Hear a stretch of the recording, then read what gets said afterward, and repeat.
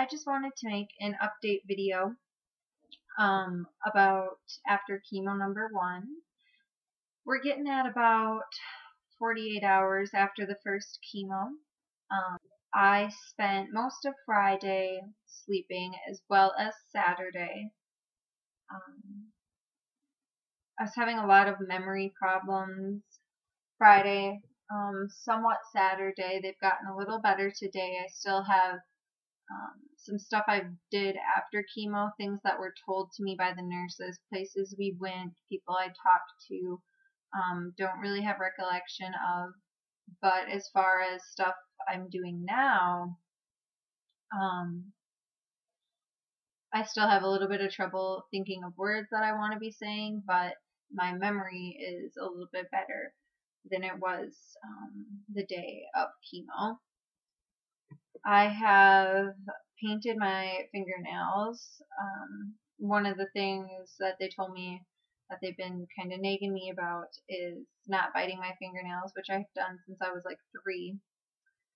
So I have them painted in an attempt to not bite them. I'm picking at the nail polish actually instead of my nails, so I can avoid getting hangnails.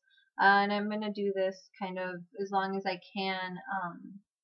A lot of people's nails turn brittle and crack or sometimes fall off from chemo, so at that point I wouldn't be able to polish them, but hopefully I won't be in the habit of biting them anymore by the time that happens. I did go to lunch today with my friend Rachel. I have some more energy today. I am going to take a nap after I make this video, but I have some more energy than I have in the past couple days. So I went out to lunch and had pretty much my first full meal since chemo. And it wasn't really a full meal. I had half a piece of pizza and half a breadstick. But that is a lot more than I was able to choke down the past few days. Prior to that, all I had was like a half a cup of applesauce, a cup of yogurt that I didn't finish, so like a half a cup of yogurt, and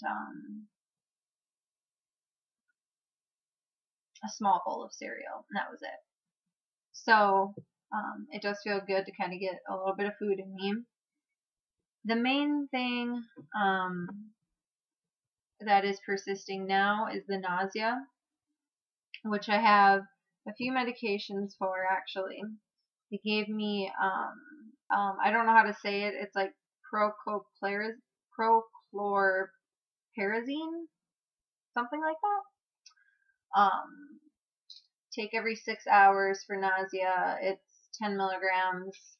So they gave me 60 of these. This one is the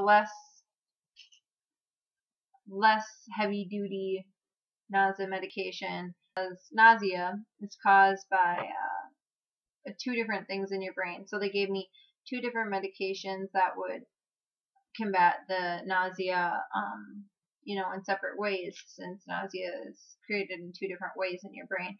So whatever those 2 ways are, this prochlorperazine is for that first way, and then I have another one called ondansetron, which is only 8 milligrams, but the milligrams are different. This one's actually the stronger one that they gave me 25 of, and this combats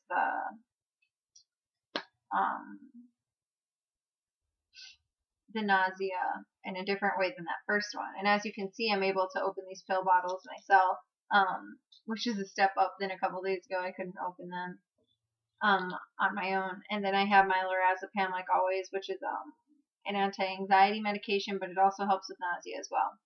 So I kind of have 3 different medications that I'm taking for the nausea right now.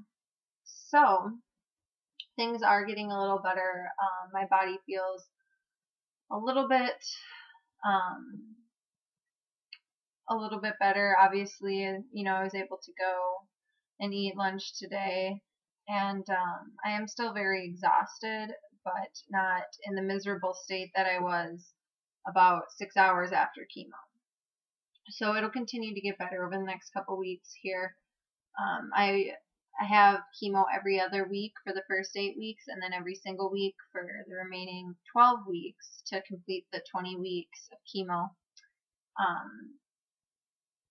The reason I'm having it every other week for the first 8 weeks is because I have 2 different kinds of chemo, and it's a high dose chemo, so that's why they're doing it every other week. Otherwise it would be too rough on my body. So while they're doing the high dose, it's less frequent. I have, one session down, 15 to go, and I'm a little nervous because I feel like every single session my body's going to get a little more worn down, and each session's going to get a little harder as my body becomes a little weaker, and I don't know exactly how I'm supposed to do what I have just done this weekend 15 more times. That seems like kind of a ridiculous request on anyone's behalf, much less, I can't imagine if I were to be an elderly person having to do this. I'm, 21 years old, so my body bounces back from chemo, I'm sure, a lot easier than somebody that would be 70 or so. And, stating that, like I had just said, I can't imagine having to go through another 15 sessions of this. It's going to be a rough road for sure. I'll show you my port quick too. These butterfly bandages over top, because what had happened was I had kind of that sheet that I have shown you if you watched my video of my port placement. I had a sheet over them, and they have glue on the top that the doctor had put on, but this sheet had covered this incision area where the port was. And while I was getting my chemo done, they, were going to take this sheet off, and we couldn't get it off, so I started to try to pull it off because the nurse couldn't get it off, and between the two of us attempting to get it off, they had the regular sheet, and then they also had kind of this really sticky square that was over top of the incision, and as we're pulling this really, really sticky square off, it actually took the glue off too and ripped open the incision. So the incision was completely open. So they put the butterfly bandages on it, and I'm sitting here hoping that it's gonna heal properly, because my immune system is down from the chemo, and I'm like, okay, well now I have an open cut on me that is rather deep and large, and so that was frustrating because I didn't want, big incisions ripping open while I'm doing chemo. It just seemed not healthy. Today, though, I went to the doctor.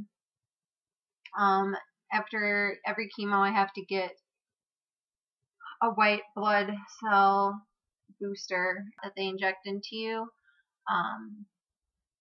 After each chemo, approximately 24 hours afterward, your white blood cells are blood cells that fight infection and stuff, because the chemo does run those down, and I can't receive chemo again if my white blood cell count is too low.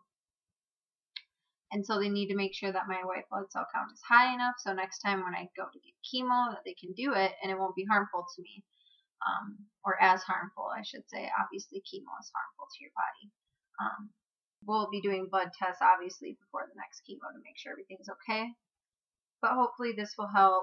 I am a little nervous. I've never had this injection done. They did tell me that your white blood cells are created in your long bones.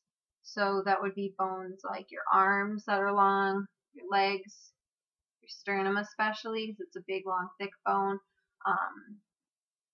They told me that a lot of people get achy in their bones, like in their actual bone marrow inside, from this injection, because it's producing these white blood cells kind of in an overproductive way. So hopefully I don't experience that too bad, because that does not sound like fun. But I thought I should give you guys an update because my previous video was very down. And I wanted to let you guys know that I am doing a little better. Definitely not feeling like myself, but I am doing better than before. So hopefully it will continue to go up, feeling better until my next chemo. So I will talk to you guys later.